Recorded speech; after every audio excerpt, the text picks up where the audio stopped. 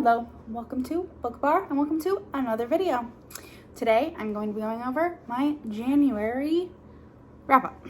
I'm just going to do the books that I read. I'll do like my stats and my favorites and all that in another video because I did read 31 books this month, so it's going to be quite long. If you see me looking down, it's because I'm looking at my notes to see what I have to say about each book. But we're going to start. I'm just going to go in order of when I finished the book, not necessarily when I started it. I'm going to scoot over because I will put pictures right here. But the first book that I read in January was The Pickup. This is Olivia and Nick. It is a second chance-ish romance. There's a trope in here I don't really love, but it wasn't terrible. So I don't want to say it because of spoilers and stuff. But yeah, it was really good and I enjoyed it. I gave it 4.5 stars. And then the next book I read was The Storyteller by Dave Grohl. Well, I listened to this one on audio, and it's just his memoir, and it was really good. I enjoyed it. It's about Dave Grohl's life and getting into music and the tragedies that befell him in music. If you don't know, he was a member of Nirvana, and so he was around when Kurt Cobain OD'd and ended up passing away, and so there's all, he talks about all that, and it's a really good memoir. And then the next book was Call Me Maybe by Cara Bastone. This is another like Audible, they have a book for it on Kindle, but it's very much like made for Audible. It was really good. I enjoyed it. I believe I gave that one 5 stars. Oh, I also gave The Storyteller 5 stars. I will rate memoirs. I don't rate all nonfiction books, but I'll rate memoirs. And then I read A Court of Silver Flames by Sarah J. Maas. This follows Nesta and Cassian. Don't want to say much more because of spoilers. If you don't already know, this is the 5th book in the A Court of Thorns and Roses series, but the first 3 follow Feyre and Rhys, and then the next, like the 4th book is like their epilogue / setting up for Cassian and Nesta's story. This was fantastic. I gave it 5 stars. Loved it. And then I read The Duke Heist by Erica Ridley. That was one of my 12 books from 12 friends. That one was okay. I gave it 4 stars. It's kind of boring at parts. You think a book that's about like heists and stuff would not be boring, but it was. But that follows Lawrence and Chloe, sorry. And Chloe is like the adopted daughter of this family called the Winchesters, and it's all like a bunch of kids that were adopted by an earl, I think he might have been, or a lord. But yeah, obviously Lawrence is Duke, and she's trying to get back a painting from him. But it was good. I mean, I gave it 4 stars, so not the best, not the worst. And then I read The Bridge Kingdom, and this is a fantasy romance. It is Lara and Aaron, and Lara is trained to be an assassin by her family from really young. She's trained to end up marrying a rival king and then attempt to kill him. And, of course, they're going to fall in love. And then I read There Are No Saints by Sophie Lark. This is a serial killer romance. It's dark. It's fantastic. Cole and Mara they're a great couple. I very much enjoyed their story. And then I read Defy the Night by Bridget Kemmerer. This is a young adult fantasy, slight romance, but basically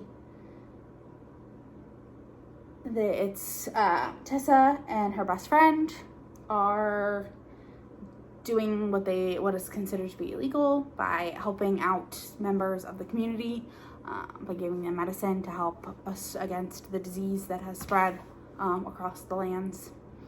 And it turns out that Weston is not exactly who she thinks he is. But it was cute. I enjoyed it. I gave it 4 stars. And then I listened to Part-Time Lover by Lauren Blakely. This was really good. It's a duet narration, so it has two narrators, and the male, the hero, the male narrator says male lines even when it's from the female perspective, and the female narrator says the female lines even when it's from the male perspective. It was really good. Gave it 4.5 stars. I enjoyed it. I read the first book in the series last year, and so this was just the second book, and it was good. You got to see the characters from the first series pop up. I enjoyed it. And then I read, and that's Christian and Elise, and she is over 30, which is always nice. And they live in Paris, and it's fun. It is kind of insta-lusty, but I enjoyed it. And then I read the Not Outcast by Tijan. It's a hockey romance and stepbrother's best friend. Kind of insta-love, but it's not like in a way that is cringy as most are. It's really good. Basically, the heroine Cheyenne has a lot of mental health issues, and she thinks she's in love with Cutler, who's the hero.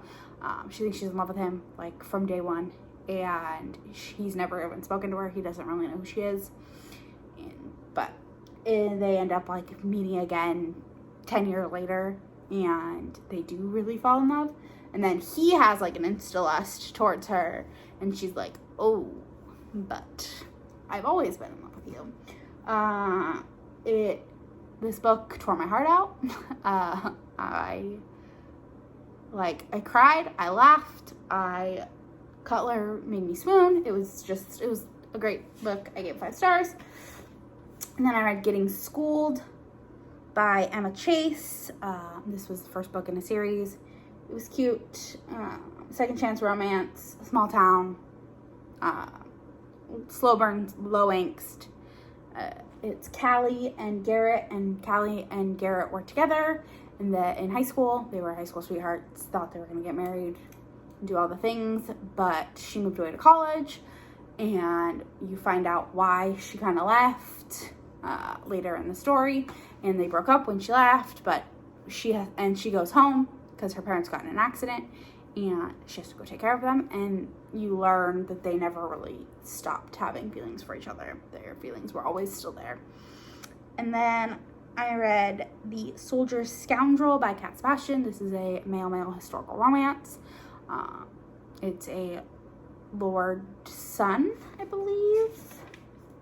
So it's a class difference for sure. Earl's son. Oliver Rivington is an Earl's son, and he falls in love with Jack Turner, who is kind of a criminal. He helps women who have been abused or have had other issues with men. He helps them get away, and it was cute. It was 4 stars. It was hot, I will say. I did enjoy the sexy times in that book. And then I read Priest by Sierra Simone, and oh my god, who knew that a priest could be so damn hot? This is Tyler Bell and Poppy, and Tyler is a priest. He became a priest after some family trauma, and it's a whole series that Sierra Simone has, and it follows all of the Bell siblings who all obviously had the same trauma, and it is religious trauma. So be wary of that. Check triggers for this for sure. But it follows how they all dealt with it in different ways, and his way was to become a priest and try to fix Catholicism and all the issues that happen with priests from the inside. But of course, he falls in love, and there is some real hot alter sex. Was definitely a 5-star read. And then I read Follow by Kennedy Ryan. This is the novella for the Grip trilogy, and it was great. It's brother's best friend, insta love kind of, but it's insta lust, but they have like a really solid friendship. There is cheating in this book, so know that going in, but it is well worth it. I usually am not a big fan of cheating, but this one was really good. I did enjoy it. And then I read, actually before that, I missed it on my notes. I finished off the Promised in Blood series by Lilith Vincent and read Third Comes Vengeance. This is a Mafia Reverse Harem. It's book 3 in a series. Can't really say much about it. I do have a vlog. I read these for the Romance Takeover Readathon. I will link it above or down below. So all the books, Soldiers Scoundrel, Priest, Third Comes Vengeance, Flow, and then the next 2 books that I talk about all were part of that vlog. And then I read Seduction At Sunrise by Lisa Kleypas, Kev and Wynn's story. Oh, look at that gorgeous step back. This is Kev is raised as a sibling, but he knows he's not, and he had sibling feelings towards all of the other Hathaways, minus Wynn. He's always kind of had romantic feelings towards her. He's always really loved her. And he tries to deny it because he doesn't think he's good enough for her. But when someone else comes into the picture, he's like, oh, wait, she is mine. I loved it. Maripin, or Kev in the story, he is so annoying. Like, he will grind your gears for sure, but it's so worth it in the end. And I loved this book so much. 5 stars if you didn't know. And then I reread, so I'm trying to reread all of my favorites from, or 12 favorites from last year. And I started with The Forbidden Man. This was for the Romance Takeover Readathon. I had to read an age gap in a book over 400 pages. Over 400 pages. And this fits that. I went in and tabbed a bunch of stuff that I loved. Still great. Still gave 5 stars. Still a favorite. Loved this book so much. Love this book so much. It's Alejo and Talia. And Talia is older woman, younger man. Talia is a sports therapist, and she works for a soccer team, and she ends up having to quit because she was married to the head coach and they end up getting a divorce. And so she then goes to work for another soccer team, and that's where she meets Alejo, and he gets injured really early on, and their attraction to each other is just undeniable. And the scene in the steam room is quite steamy, for lack of a better term. But I love this book. Was as good second time around.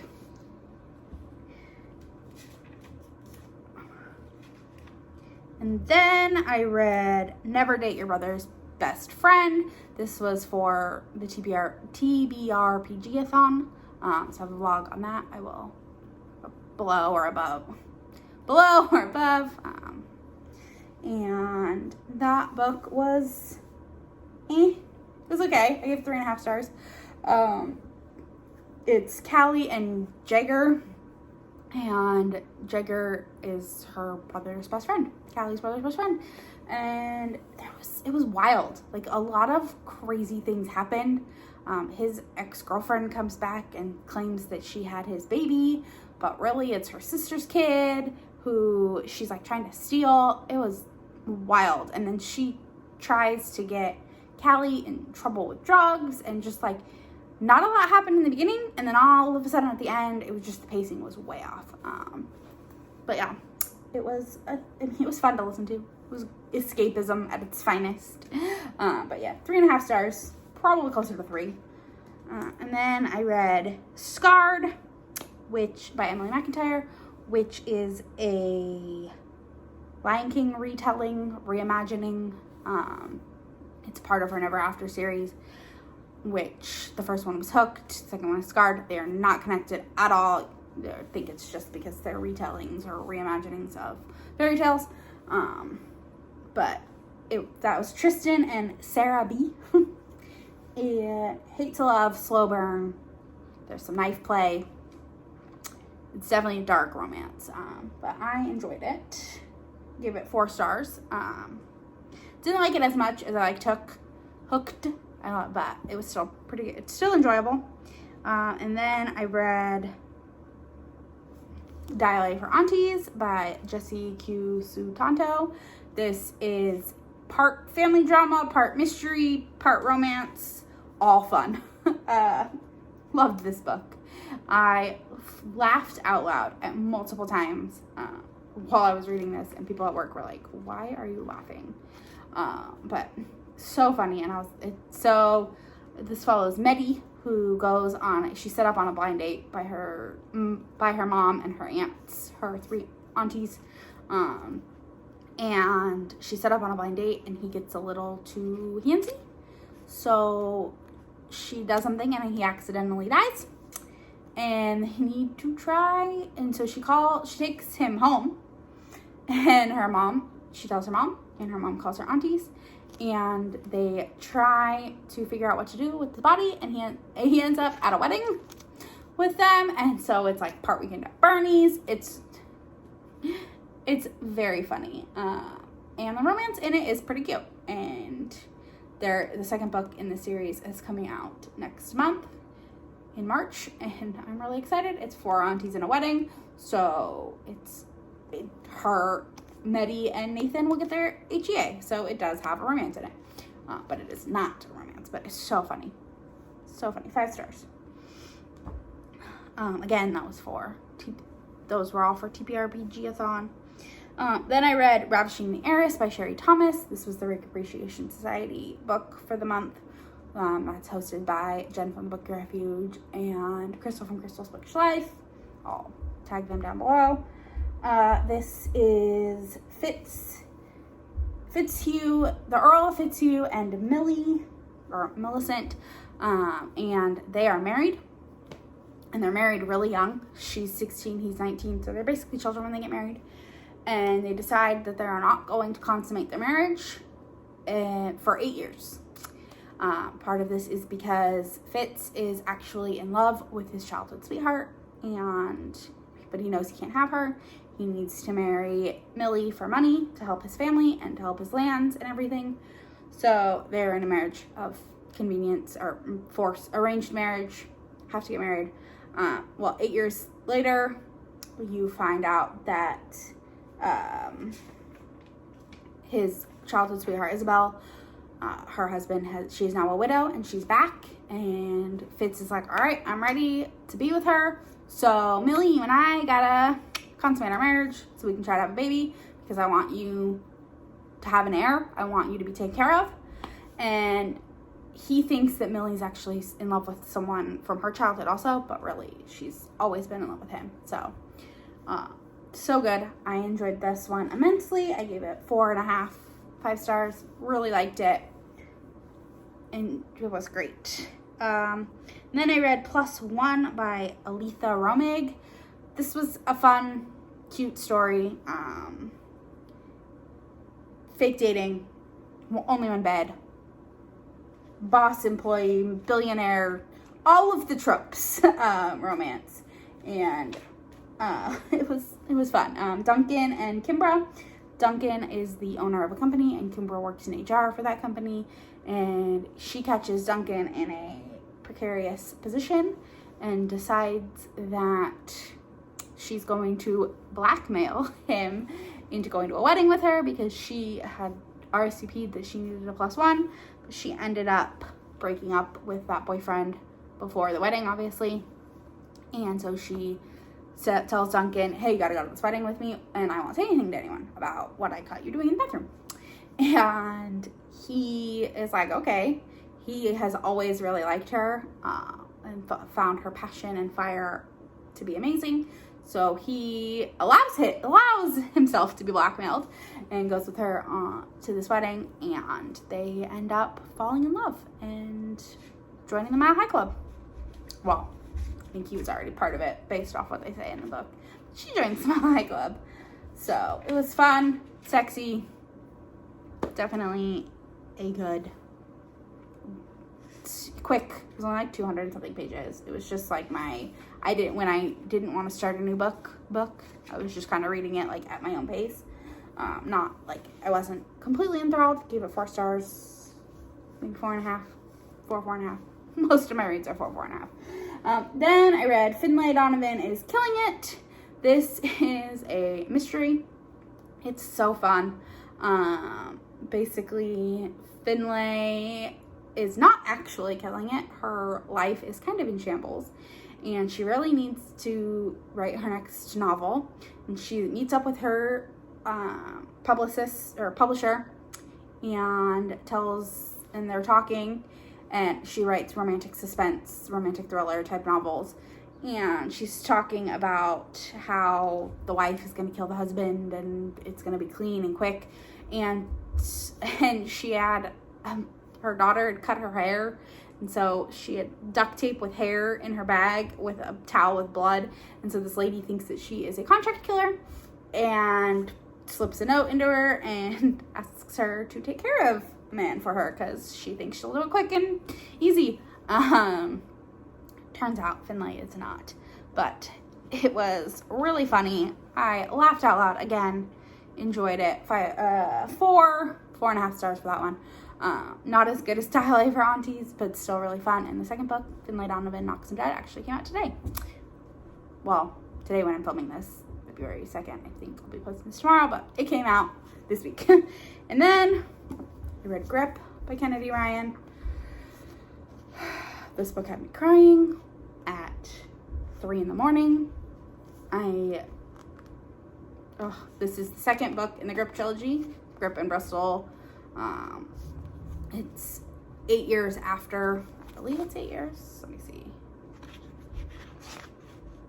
Yeah, 8 years after they met in Flow. And it's about whether Bristol wants to give Grip a second chance. It is an interracial couple. This one is a slow burn. They don't get together for a while in the book. And she's trying to decide if she can trust him.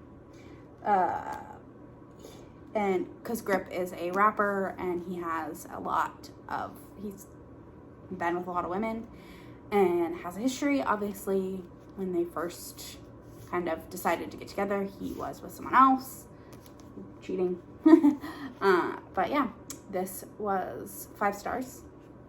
Absolutely 100% 5 stars. And then the next book I read was Still, which is the 3rd book in the Grip trilogy. I guess it's kind of the 2nd book. Can't really give much more away without giving away spoilers. But again, 5 stars, just phenomenal books. I absolutely loved them. And I cannot recommend them enough. Please read them. They're on KU. If you have any play, the audiobooks are on any play. There's no reason not to read them. They're so good. Kennedy Ryan absolutely knocked it out of the park. I will 100%. I want to read everything she wrote now. Those were my first Kennedy Ryan books I ever read, and now I need to read them all. That's just the way it is. You need to read them all. Oh, sorry. Then I needed something light and fun after Grip and Still. And so I read Behind the Stick by Sandra Marie.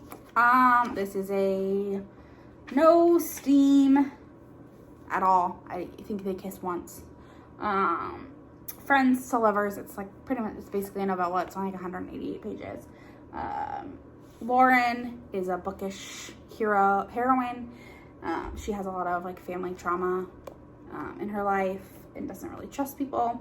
And then there's Gavin, who has always kind of lived in his twin brother's shadow. His twin brother like basically owns all of Seattle, and he owns a bar that is not doing well, and he needs to keep borrowing money from his brother. And they end up meeting when she's forced to go out with her friends, and she has a book with her, and she's like sitting in the corner reading, and he like pulls out a book and is like, oh, I wish I could be reading. And they bond over their love of Lord of the Rings, and it was really cute. I did enjoy this one. Again, I mean, it's short, so there's not a ton to it, so 3.5, 4 stars. And then I read Scoundrel of Her Own by Stacey Reed for the Cover to Cover Book Club, hosted by Sam from Sam Reads a Little and Tori from Novel Life. I'll tag them down below. Talk about this in a vlog. Loved it. 4.5 stars. Devlin is like the swooniest hero I've read in a long time. He is 100% a book boyfriend. Loved it. Class difference. He is a self-made man. I love me a self-made man. Don't get me wrong. Class difference. There's caretaking in the beginning. He rescues Fifi or Ophelia when she's like 8 years old, and he's 12, and he tells her to wait for him. And even though Ophelia is like promised to be married to someone else already, even though she's only 8 years old, and because she is a proper lady, and her parents basically tell him that he will never be good enough for her, and they will never get married. And then 15 years down the road, she still is not married because she convinced her parents to let her marry for love, not for money or not for privilege. And they run into each other again, and they end up falling in love. Her parents sucked. I hated them so much. It was like, you can marry for love, but you can't marry him because he's not good enough for you. And that was not true. He took care of her the way no one else ever did. And I just loved him so much. Devlin is amazing. But yeah, good book. 4.5 stars. I would read it. I would definitely suggest it. And then I read When Sparks Fly by Helena Hunting. This is a friends to lovers, caretaking, forced proximity, all of the things. All of the tropes again. Avery has one rule. It's to not date in her friendship group. And that includes her best friend, Declan. But Avery ends up getting in an accident, and Declan blames himself for it. So he like promises to take care of her, and he ends up taking care of her in multiple ways, more than just her health. He gives her some, and they, he helps her in the shower, and he helps her feel good. And then they end up developing more feelings for each other, obviously. My biggest conflict with this book was, I wish when the third act conflict happened that we got more from his perspective. I mentioned this in a vlog that I will link again. The conflict happens in his perspective, and then we don't get his perspective again until the epilogue. The rest is from hers. And I just wish we kind of would have gotten more from him. So I ended up giving this 4.5 stars. I think I had said in the vlog 4, but upon thinking about it, I gave it 4.5. And then I read Me At Twilight by Lisa Kleypas. Again, gorgeous step back version. I'm in a Kleypas group. We're reading all of her series together. And Harry Rutledge is not my favorite. He is a hotelier, and Poppy is the third daughter of the Hathaways, and she is kind of a wallflower, but she thinks she's in love with someone, and they've promised each other they're gonna get married. Well, his family finds out, and the Hathaways are a wild bunch, and people of the ton don't see them as peers, even though technically they are, because her brother is Lord Ramsay, but they don't see them as peers. And his family is like, and Michael Banning, who she's supposed to marry, his dad's like, no. Well, Harry ends up staging some ways for her to get ruined, and so they have to marry each other, and he's just not the best guy. I just didn't like Harry that much. So I gave this one, this was probably my least favorite Kleypas book that I've read. Second least favorite. Gave this one 4 stars. So it was decent. Again, not a bad book, just not my favorite. that. And then I listened to The Royal Assignment. It's another Audible, like, exclusive book, full cast. Basically, Maggie Patel works at the New York Spectator, and she gets an assignment where she's going to have to interview Prince Edward of Balmore or Bilmore, or some country that doesn't actually exist. And they had been friends when they were kids, so it's like childhood friends to enemies to lovers. And it was fun. It was cute. It was a quick, like, 4-hour audiobook, so I listened to it like 2. It was fun. I enjoyed it. 4 stars. Nothing spectacular. And then the last book that I read was Skin of the Sea by Natasha Bowen. This is a Little Mermaid retelling about the Mami Wata, which is an African-inspired Little Mermaid. And it was fun. This is a young adult fantasy. I really loved this book. I gave it 5 stars. I would recommend it to everyone. The representation in it is great, and it's just, for a lot of it, I was like, this book's gonna be 4. It's gonna be 4. I was listening to the audio and reading along with it, and I was like not super gripped. It took me like a little while to get going, but the end was just amazing, and the end just made it shoot up to 5 stars. And yeah, I can't wait to see what happens in the next one. There's supposed to be a second one that comes out this year. I think it's in like July or June, sometime this summer. And I will definitely be picking that one up. But yeah, that is all 31 books that I read this month. Let me know down below if you read any of these. I will be posting another video in a few days of like my stats, so how many pages, all that fun stuff, and what my 5 favorite books were from the month. And so look out for that one. And until then, I'll see you all in the next one. Bye for now.